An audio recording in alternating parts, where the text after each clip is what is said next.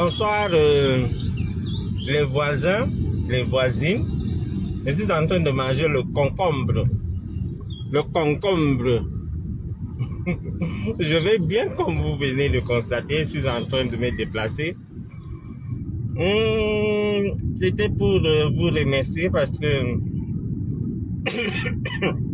malgré ma dernière sortie, pour vous rassurer, il y avait des gens qui étaient toujours inquiets. Et il fallait que je vous rassure que tout va bien. On a retrouvé les assaillants, certains, mais les enquêtes continuent. Donc, l'homme est debout. Ils souffriront encore de me voir debout. Je répète, ils souffriront encore de me voir debout. Voyez-vous, faisons un peu les récapitulatifs des choses. J'ai échappé au moins à 6 machin. On avait ça quoi? Quand on veut t'assassiner là. J'ai assassiné l'assassinat. J'ai échappé à 6 assassinats directs. Du poison en passant par des voitures qu'on envoie sur ma voiture écrasée. En infiltrant mes proches, mes soi-disant cousins pour m'empoisonner. Ça n'a pas marché. Ici, il a fallu le coup de tir et tout. Ça n'a pas marché. C'est pour dire que je suis musulman et je crois au destin. Je crois au destin. Oui, tentative d'assassinat. J'ai échappé à 6 tentatives d'assassinat que je connais. Mais la police m'a informé d'autres que je ne connaissais pas. Ils ont déjoué. La police m'a informé d'autres que je ne savais pas qu'ils m'ont informé. Donc, pour cette fois-ci, pour les autres, je connais le commanditaire. Mais pour cette fois-ci, même à moi, on ne me donne pas certaines informations. J'attends qu'ils finissent pour que je me prononce. Et il y a une dame qui travaillait ici à l'ambassade, qui appelle les journalistes pour dire ce qui s'est passé chez moi. Eh bien, dis maman, je respecte les femmes, sauf maman Sarah que je ne respecte pas. Arrête tes histoires là, il y va de ma sécurité. Il y va de ma sécurité. On a informé l'ambassade. Tu te mets à appeler des journalistes pour raconter des histoires à dormir debout. C'est-à-dire, c'est les gens qui racontent 20% des choses qui sont vraies et elle ajoute 80% des mensonges. C'est-à-dire une matin menteuse. Elle écoute comme ça, là, comme une bouteille de Malta. Tu travailles à l'ambassade. Tu commences à divulguer des informations comme ça. Hein? Si je dis ça au chef de l'État, il va te voir comment. Ou bien c'est parce que je ne sais pas comment les gens sont. Il y a un journaliste à Douala. Lui, je vais prendre son cas dès que j'arrive parce que je prends le vol tout à l'heure. Je vais prendre son cas. Il a déformé certains faits. J'ai dit et je répète, depuis que j'étais au Cameroun, j'ai dit que je n'ai pas de patron. Je peux avoir des amis riches, mais je n'ai pas de patron. Moi, si un jour on va dire que la veste que tu portes là, c'est pour Frambia. Juste parce que, ici, avec vous, j'ai été franc. Je vous ai dit, vous connaissez mon histoire. Jipa Remingolo, à qui j'ai accordé plusieurs interviews, connaît ma position politique au Cameroun. Vous connaissez. Et j'ai mes raisons. La preuve, sur ma page, je ne demande pas la position de quelqu'un. Je cause avec tout le monde. J'ai des amis qui sont dans le FNC, j'ai des amis qui sont dans le MRC, j'ai des amis partout. D'ailleurs, mon avocat qui va attaquer ces hommes-là, c'est quelqu'un du MRC. c'est le vice-président du MRC qui va attaquer ce homme-là pour mon problème dans la semaine-ci. Donc, c'est pour vous dire que quand les journalistes, c'est des gens qu'on informe, ça dépend de leurs informateurs.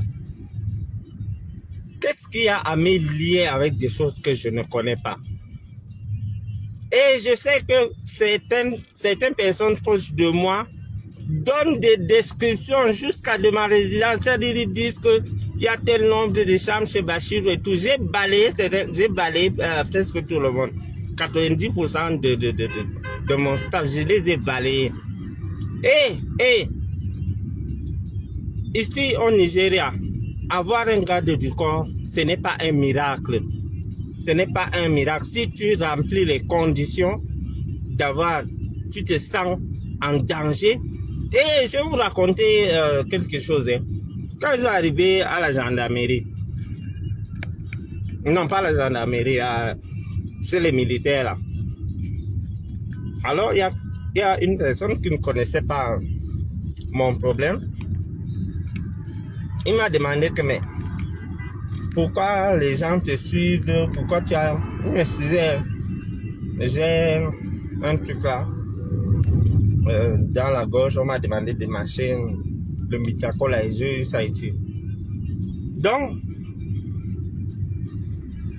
le gars m'a demandé, il me dit que mais, monsieur Bachir, pourquoi tant de protection autour de vous et tout? Il dit, demandez à votre état. Est-ce que c'est moi qui formais les militaires? Il me dit que le problème que tu as au Cameroun, c'est avec qui? Il dit que c'est avec le type qui a tué Martinez Zogo. Le gars a mis la main sur la tête, il dit quoi? Il dit oui. Moi, mon problème que j'ai au Cameroun, c'est avec le type qui a tué Martinez Zogo, qui est en détention. Il me dit que son nom c'est qui? J'ai dit que c'est le détenu Amogo. What are you doing? Donc, j'ai dit à celui qui menait les investigations que il m'a demandé que tu as les problèmes avec qui dans ton pays. J'ai dit que mon colonel, le type avec qui j'ai le problème là, il est actuellement un détenu pour avoir tué quelqu'un. Il dit Godness. Il dit Jesus. Il dit non, tu n'as rien vu. que Godness, Jesus. Il dit yes. Je dis que le monsieur avec qui j'ai des problèmes, le monsieur qui m'accuse de cybercriminalité et diffamation, qui a promis me tuer, a réalisé ce qu'il a promis sur Martinez Zogo.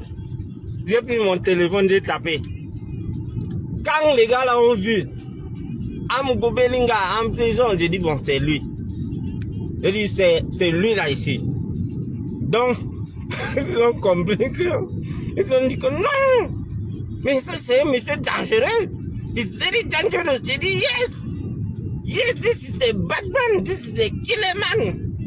Because il a tué Martinez. Après, je demande au colonel, you know Brian Fombo? Il me dit non. I say, ok. Mais j'ai encore tapé le nom de Brian Fombo. Ça sort encore sur Google que Amogo Belinga, présumé assassin de Brian Fombo avec Yvi Concombita, machin. J'ai dit que voilà donc le groupe des gens avec qui j'ai des problèmes.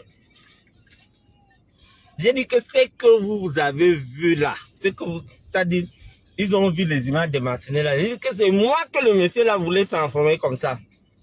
Ils ont dit que non, vraiment, toi, tu es un grand garçon, tu veux boire quelque chose. J'ai dit non, on a dit que je ne bois plus le coca. Bon, mais s'il y a dans des conditions pareilles, je peux boire. Je peux boire. Donc, ils m'ont donné quelque chose. J'ai bu. Donc, quand vous faites des preuves, j'ai refusé de l'appeler à Mougoubelinga. J'ai dit que le monsieur avec qui j'ai le problème s'appelle le détenu Jean-Pierre Amougoubelinga. J'ai dit que les prisonniers l'appellent Bolingo. Est-ce que vous comprenez la conjoncture? C'est-à-dire que tu arrives au commissariat, on te dit que pourquoi tu es sorti du Cameroun? C'est-à-dire tu sors ton dossier, tu dis que le monsieur qui a tué Martinez, que TV5 a parlé, que France 24 a parlé, et qui est actuellement détenu depuis plus d'1 an. C'est lui que j'ai fait.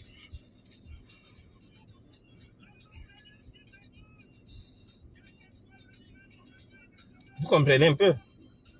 Donc, ils m'ont entendu et heureusement que ici, il y a les caméras partout.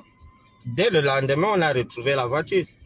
Oui, mais j'ai dit que c'est Jean-Pierre Zomlo Patra. Comment tu peux dire? J'ai dit que c'est Jean-Pierre Amougou Zomlo. J'ai dit est-ce que vous connaissez Zomlo? You know Zomlo? Il m'a dit non. J'ai dit ok. C'est ce monsieur-là qui a tué Martinez là. Et il est arrêté, c'est-à-dire il est au Cameroun, actuellement en prison, avec le patron. Je les ai dit que il est avec le patron de la CIA du Cameroun. Le colonel l'a dit, yo, Jesus. J'ai dit yes. J'ai dit ya. Donc, ça dit partout où je vais. On me dit que ton blanc, c'est avec qui? Je dit que j'avais un détenu là, il est en prison actuellement. Et moi, j'ai engagé des poursuites contre lui. Donc, on ne doit pas jouer avec moi n'importe comment. Quand le colonel là, ça dit il vient d'arriver, il n'a pas fait 1 mois. Quand il a pris mon dossier, il a tapé. Il me dit que France 24 a parlé de ça. Il dit qu'il avait appris l'histoire là. J'ai dit que c'est lui. J'ai dit que imaginez-vous que j'ai resté alors au Cameroun. Ils ont dit non, tu as bien fait. J'ai dit bon. Votre pays m'a accueilli et j'espère que vous avez la réponse à votre question. Cette vie avec des gardes du corps, je vous jure que c'est pas ma vie. Je suis attends, souvent quand je vais sortir seul, je mets mon cousin dans la voiture avec Chocolina devant. Quand ils arrivent à la guérite, ils disent aux gardes que on est en train d'aller acheter le truc à la pharmacie, que Chocolina a mal à la dent. Je suis couché derrière. Quand on sort, je dis à mon cousin de partir, je sors avec Chocolina. Donc, c'est pas ma vie, c'est pas ce que je veux. Mais, on dit que Dieu te protège toi et Dieu te protège. Et ce jour, je vous assure, j'ai vu ce que je voyais dans les films. C'est-à-dire, je suis allé dîner quelque part. Je suis quitté, je ne sais pas. De là où je suis allé dîner et chez moi, c'est dans les 15 à 16 kilomètres. C'était avec cette voiture, je suis assis derrière, le chauffeur était devant et le garde du corps était devant. Et j'ai pris ces dispositions parce que je partais rencontrer une grande personnalité. J'étais assis derrière ici. Alors, je ne sais pas si c'est à partir de l'hôtel qu'on me suivait ou c'est en route qu'ils m'ont attendu. Ils connaissent le chemin, peut-être ils m'ont attendu à l'entrée de ma maison. Et je ne sais pas.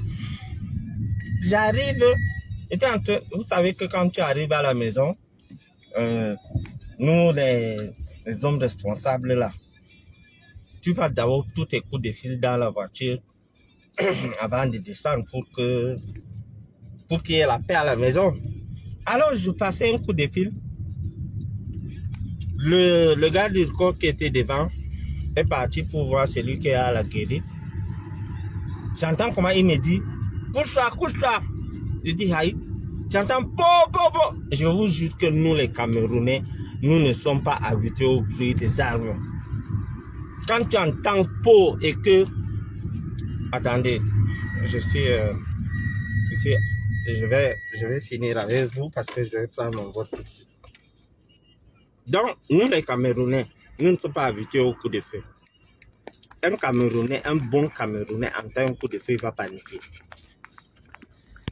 Donc, j'ai entendu po.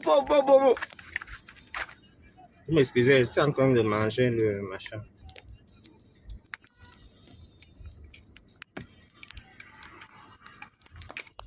Avant de prendre le vol, il faut que je vous explique un peu la conjoncture.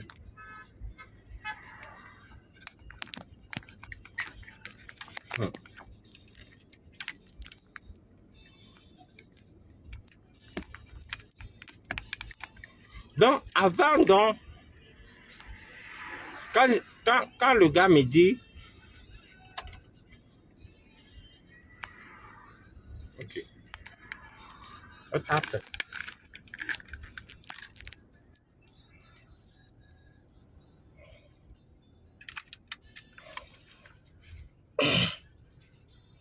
Nous, les Camerounais, nous n'avons pas grandi avec les bruits des armes, quoi qu'on dise. Donc, quand on est dans Popo là, les gens qui disent que oh, tu as fait comment, machin, truc. Les amis d'enfance qui savent que je suis courageux là, ils ont dit que tu as pissé dans ton pantalon. Donc, j'entends alors les crépitements en disant po. Je me suis couché.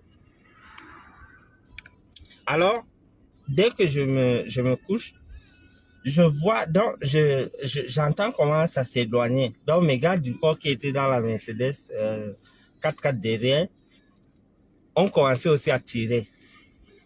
Et j'entendais comment ils ont compris que les gars sont lourdement armés. Mes gars étaient là, il y a eu échange de tirs et tout. Ils ont donc fait marche arrière avec leur pick-up. Ils sont revenus par marche arrière. Et c'est là où je me suis levé. J'ai vu comment leur voiture partait. Donc, ils étaient 4 dans leur voiture. Un était au volant. À la minute, la police est arrivée, les gens du quartier sont arrivés. Honnêtement, à part le bruit d'armes là, le bruit peut te faire sursauter, mais je n'ai pas eu peur. Je n'ai pas eu peur parce que je m'attendais à ces choses-là. J'étais préparé. Quand vous entendez les bruits, même quand tu es assis, quelqu'un vient faire pap, tu vas sursauter, j'ai sursauté là. Mais je m'attendais, je sais à qui j'ai affaire. Ils savent que j'en connais un peu plus hein, sur leur vie. Et ils veulent me voir mon là si quelqu'un me dit le contraire, je n'accepte pas. Je sais ce que je sais. Donc, ils sont partis. Et dès le lendemain, on a retrouvé que c'était une voiture de location qui a été volée. Et c'est avec ça qu'ils sont venus faire l'opération. Bon. Il semble que celui qu'on a arrêté, c'est celui qui a la maison de la location. Mais il sait à qui il a donné les voitures. Parce que ici, pour que tu donnes la voiture à quelqu'un, il faut connaître la personne. C'est comme ça que ça s'est passé. Et j'ai pris un temps de silence et mes amis qu'on accuse, certaines personnes qu'on accuse que je travaillais pour eux, m'ont appelé pour savoir si je vais bien et tout. Et je ne voulais pas communiquer parce que ça s'est passé vendredi. Je crois que j'ai communiqué dimanche. Et dimanche, même j'ai communiqué parce que y a l'autre cas à Paris, je suis pas Ngoro, qui a qui a raconté ça dans un truc. Moi-même, je suis fatigué de raconter mes problèmes. C'est comme si j'ai demandé la compassion. Je ne commande pas, je ne veux pas la compassion. Je ne veux pas vous mettre, comment dirais-je, dans les suspens. Je sais que beaucoup même comme il y a d'autres qui me disaient. D'ailleurs, il y a une réunion qui s'est tenue au Cameroun. On a donné l'argent à beaucoup de gens qui vont me salir dans les presse et tout. Mais ça passe. Si quelqu'un a déjà échappé à l'assassinat et au viol, c'est pas quand quelqu'un va prendre une caméra et t'insulter que ça va me faire quelque chose. Je suis habitué à ça. Je suis plus fort que ça et je sais me défendre. Donc, je n'ai pas voulu communiquer. Honnêtement, je n'ai pas, parce que c'était déjà trop. J'étais à ma chambre, à Accra. Les gars sont venus pour m'enlever. Vous avez été là. Quand on m'avait empoisonné, vous étiez là. Il y a mes voices sur ma chambre, vous étiez là. Tous mes problèmes, vous avez été là. Moi-même, j'ai empêché aux gens de parler. Je ne sais pas comment J.P. Remingono a fait pour avoir l'information. Bon, je peux dire que je sais parce que ici même, ça fait écho et beaucoup de télévisions locaux ont parlé. Mais il y a un journaliste à Douala que je vais régler ce compte. Je n'en veux pas à J.P. Remingono, connaissant sa position avec le régime. Peut-être on lui a donné ces informations et il a relayé. Je ne l'en veux pas, mais il y a certaines choses qu'il a dit là-bas qui est faux. Donc, je n'ai pas voulu parler de cette histoire. C'est quand on m'a forcé à dire, c'est-à-dire le jour que j'avais fait le dernier direct, on m'a dit, Bachir, fais un petit direct de 10 minutes, tu rassures aux gens que tu es vivant, ça va, parce que ça partait de partout. Tout ça, c'est que j'avais même changé mon numéro WhatsApp, parce que ça allait de partout. Et j'ai rassuré les gens jusqu'ici. Beaucoup n'avaient pas suivi le truc. Et je ne voulais pas. Si par exemple, je me disais que je ne savais pas que J-Point avait des connexions avec les gens à l'ambassade ici et avec les journalistes d'ici. Si J-Point ne parlait pas, je vous jure que je ne parlais pas. Parce que moi-même, je suis fatigué. On va seulement dire que tous les jours, toi, j'ai juste dit après le direct, comme tout le monde savait, je ne voulais pas inquiéter mes proches et tout. C'est après que je me suis mis à expliquer aux gens, vous m'excusez. Hein. Donc, c'est après que tout le monde, je savais que je ne pouvais plus cacher. C'est le jour-là que j'ai expliqué. Sachez que mon problème avec Amougou Belinga, pour moi, c'est derrière. Et ce qu'il avait voulu me faire, c'est là où il se retrouve actuellement. Et partout où j'irai et qu'on va me demander que Bachir, tu as le problème avec qui? Je vais dire que j'ai le problème avec quelqu'un qui est actuellement détenu en prison pour avoir tué Martinez. Et je sors mon téléphone, je montre tout. Je montre tout. Même comme il y a des gens qui profitent de la mort de Martinez pour se faire de l'argent, pour avoir des privilèges, c'est-à-dire des gars à qui on donne 100 euros, 200 euros pour falsifier les faits. La vérité, nous connaissons la vérité dans cette histoire. J'ai été le premier Camerounais à dire aux Camerounais qu'Amougou Mang, il ne connaît pas le président. Et le président est reconnaissant de cette histoire parce que lui-même, il ne savait pas que ça allait jusqu'à ce point. C'est à cause de moi qu'on a reçu Papa n'a déambulateur. Parce que quand j'ai relaté ce qui s'est passé, la danse des pieds dans un palais présidentiel africain, patati patata, qu'on a fait tout ça. C'est à cause de moi que beaucoup de ministres ont su qu'ils étaient manipulés par Amougou Bellinga. C'est à cause de moi.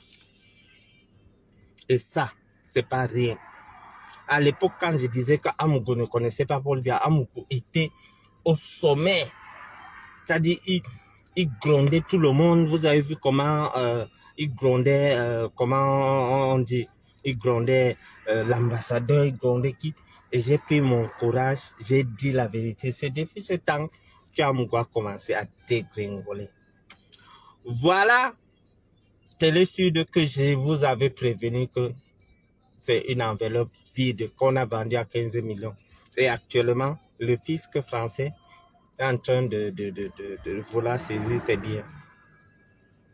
Donc, Monsieur Moutazé, allez dire aux sénateurs à qui vous avez dit que vous avez donné 2 milliards 600 millions que ils doivent être contents parce que vous avez donné l'argent à un noir qui allait acheter les choses chez les blancs. Dites-leur que le noir l'a revendu cette télévision qu'il a acheté à 2 milliards 600 millions à 15 millions. Monsieur Moutazé, ça là, c'est notre argent. Je paye mes impôts au Cameroun. Vous devrez aller dire au sénateur, sinon on va s'asseoir sur ça. Voilà un ministre des Finances qui part dire au sénateur. Un sénateur l'avait demandé que la ligne 92, vous avez donné 2 milliards 600 millions à Amougou Bellinga pour acheter Télé Sud. Il a dit que vous devez même être content parce qu'un noir est allé acheter des choses chez les blancs. 2 milliards qui allaient dans l'eau. L'argent du contribuable. Et c'est les mêmes qui partent comploter pour raconter des histoires au chef de l'État pour dire que on doit voir comment l'argent de la FECAFOOT comment Samuel Eto'o a dilapidé l'argent de la FECAFOOT et tout. Ceux qui me connaissent savent que je suis plus proche de Njoya que de Eto'o. Mais ici, c'est ces mêmes gens pour camoufler ce qu'ils ont fait. Ils sont allés donner des faux rapports au chef de l'État pour créer des problèmes à la FECAFOOT. Ça ne me concerne pas. Samuel Eto'o c'est se défendre. Mais s'il ne fait pas attention, cette histoire va l'emporter. Voilà quelqu'un. C'est-à-dire, ils disent que eux, ils ont arrêté Martinez, ils ont tapé Martinez seulement, ils ont enlevé ses ongles et ils sont allés les jeter. Il y a un deuxième commando. Par conséquent, on doit les libérer. On punit le deuxième commando. Donc moi, je viens là. J'arrête par Koraban, je te boxe. Je coupe ton zoublion. Je cherche un bâton, je t'enfonce dans la boîte à caca. Je te coupe la langue. Je ne vais pas te laisser. J'ai dit que moi, je ne t'ai pas tué. Il y a quelqu'un qui t'a tué, donc on doit me libérer. Vous rêvez. Vous rêvez. Même si c'est une gifle là, on va vous finir.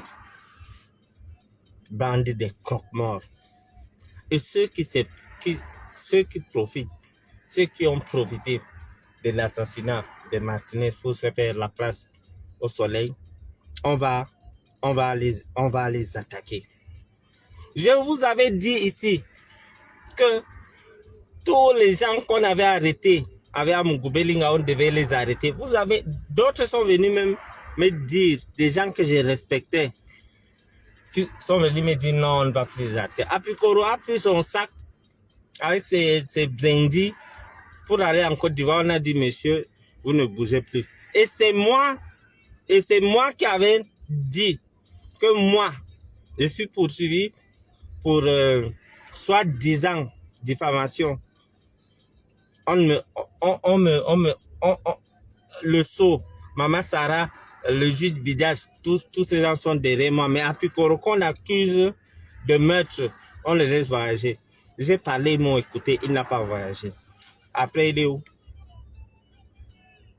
Aujourd'hui, Léon Nouf, il va retrouver son mari, son patron. Il va retrouver son patron à Kondengi. Comment est-ce que on peut manipuler ça? J'ai vu un professeur de l'université. C'est là où j'ai compris que les diplômes là, franchement, ça ne donne pas la sagesse. Un professeur de l'université dit que je soutiens Bruno Bidjan, c'est parce qu'il a parlé mal du Cameroun. Qui n'a pas parlé mal du Cameroun? Donc, parce que Bruno Bidjan a parlé de la vie chère, on l'arrête, on l'envoie au tribunal militaire chez le juge qui juge à Mogo. Hein? Attendez, c'est moi qui a tellement d'avance, ou bien je suis fou. Si quelqu'un fait un délit de presse, il y a le service, le Conseil national de la communication qui s'en charge. Mais on arrête quelqu'un. On l'envoie au tribunal militaire chez le juge qui juge son patron pour meurtre. Et vous me dites que... Arrêtez de nous prendre pour des fous. Hein. Arrêtez de nous prendre pour des fous. Donc, les gens qui disent que Apicora a été arrêté parce qu'il parlait de la vie chère, allez raconter ça ailleurs. Donc, il parle de la vie chère, mais on l'arrête, on l'amène au tribunal militaire chez le juge qui est en train de juger son patron, c'est ça? On pouvait l'envoyer à la police, on pouvait l'envoyer au centre administratif. Donc, ce qu'ils sont en train de faire là, ça va continuer. Le colonel Beaupapa, après toi, l'autre qui va accoucher, qui a dit que est-ce qu'il n'y a pas de possibilité? La technologie n'est pas avancée. Vous avez pris tout l'argent du Cameroun, vous avez mangé. Tu vas voter comment? Tu vas voter l'argent du homme là comment? De l'enfant du homme là comment? L'enfant quand il est bébé, c'est-à-dire il peut avoir des petits traits, mais c'est en grandissant qu'on saura qui est le vrai père. Donc, quand je vais arriver, on va sûrement échanger. Sachez que je vais bien. Les enquêtes continuent et nous sommes sur la bonne voie. Merci, je vous remercie pour vos messages et appels de par le monde, des gens qui s'inquiètent pour moi. C'est que je n'avais pas vraiment voulu parce que je me rappelle quand j'avais fait l'accident, la mobilisation qu'il y avait eu. Je n'ai pas voulu faire souffrir les gens, c'est pour ça que je n'ai pas parlé. J'ai attendu. Et si je ne parlais pas, je n'allais pas vous raconter cet épisode de ma vie. La preuve, avant ça, ils étaient venus, ils ne m'ont pas trouvé, j'étais en déplacement. Donc, merci de m'avoir soutenu. Je ne peux pas répondre à 1000 messages. J'espère que vous allez partager la vidéo et ça va les prévenir que nous n'avons pas peur, nous ne lâcherons rien et qu'ils continuent. Ils vont me trouver en face. C'était Bachirou Mahmouda. Si vous en avez convenance, appelez-moi.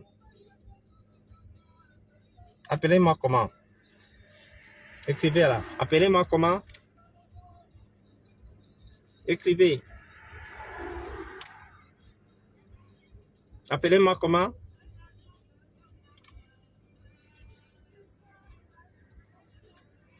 L'imperturbable Bachir.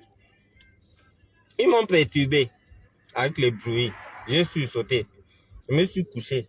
Mais je ne suis pas entré dans le congélateur comme une personne là. Et je ne suis pas entré dans la panderie comme Chocolina. Donc, merci beaucoup, chers voisins. Merci, chères voisines. Et passez une bonne soirée. Je prends le vol dans peut-être 1 heure de temps. Et on se parle après. Je vous salue et je vous aime. Bye bye.